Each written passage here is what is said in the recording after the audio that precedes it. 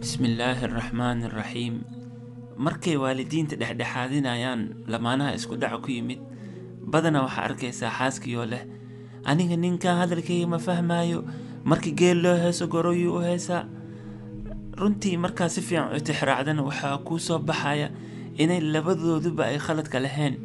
Uu khaladka ugu weyn ka yimid lamaanihii oo aan fahamsaneen ama aqoon u lahayn kala duwanaanshaha habfakarka dabeecadda ragga iyo dumarka, taasoo mar walba dhalinaysa fawdo joogto ah.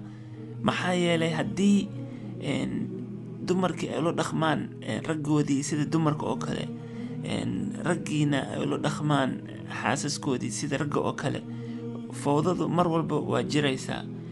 Runtii waxaa jira dad badan inay u fahmeen si qalad ah xadiiska nabigeena uu ku sifeynayay habka dumarka loo abuuray, oo ku yiri waxaa laga abuuray feer qaloocan, haddaa isku dayda inaad toosiso waa jebinaysaa.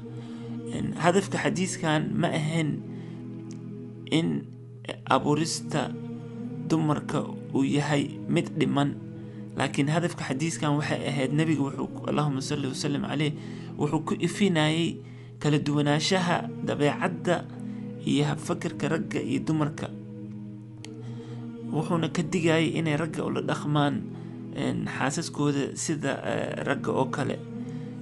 Markii aad fiiriso, Ilaahay aadanaha wuxuu u abuuray sida ugu fiican, sida uu quraankiisa ku yiri laqad khalaqna al-insaana fi axsani taqwiim.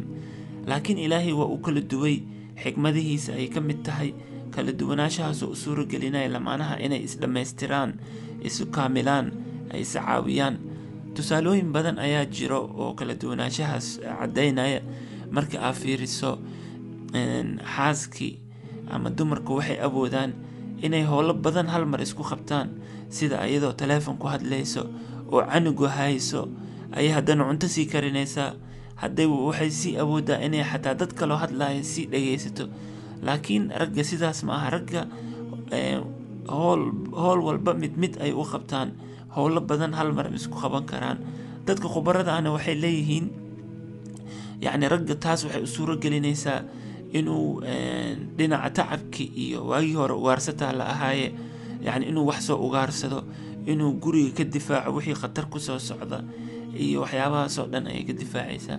Sidoo kale waxaa jiro mathalan xaaska markay kaaga sheekeynayso maalintii waxay la kulantay, ayada sheekay ka tahay, laakiin haddaan anagii raggi nahay waxaan moodnaa inay na weydiinayso xal ama yacni arrinka ay ka hadlaysa xalkiisa.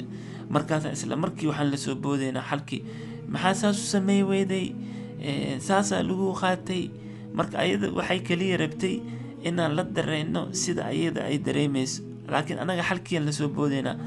Qaraxi iyo khalalaasaha meeshuu ka bilaabanaa marka waxaa naga waana ah yacni inaan ogaano kala duwanaanshaha dabeecadda habfahamka ragga iyo dumarka. yacni taasna kala duwanaanshahaas waxay ka mid tahay aayadaha Ilaahay. maxaa yeelay Ilaahay wuu kala duway waxyaabo badan, sida wuxuu kala duway badda iyo webiga, labadooduna meel ay iska galaanaa jiro, xuduuduu Ilaahay u sameeyey. sidoo kalena ragga iyo dumarka Ilaahay waa u kala duway, xuduudna waa u sameeyey. xuduudahaasoo shuruucdeeda haddii la dhooro uu nabad iyo deganaan uu gurigaas ka jiraayo. marka gabagabadii waxaan idin leenahay, fadlan ha la kala roonaado, sida Soomaalida ay tiraa, haddaan la kala roonaan roob ma da'o. walaalow, haddii aad rabto roobka jaceylka iyo ixtiraamka inuu kuu da'o, u roonaaw lamaanahaaga. waxaan rajaynayaa inaad ka faa'iidaysateen. waa barnaamijkii Horumari Ummadaada oo idin soo gudbiyey Baazi Xaaji Busuri. waxaa kaloo isku soo dubiraday barnaamijkan walaalkeen Axmed Amiin Xasan. daawadayaal, barnaamijkan waa barnaamij taxane ah. haddii aad rabto inuu si toosa kuu soo gaaro, fadlan isdiiwaangeli, subscriber ka noqo, sidoo kalena u gudbiya saaxiibadiina si ay uga faa'iidaystaan oo qof walba ku intifaaco insha allahu tacaala.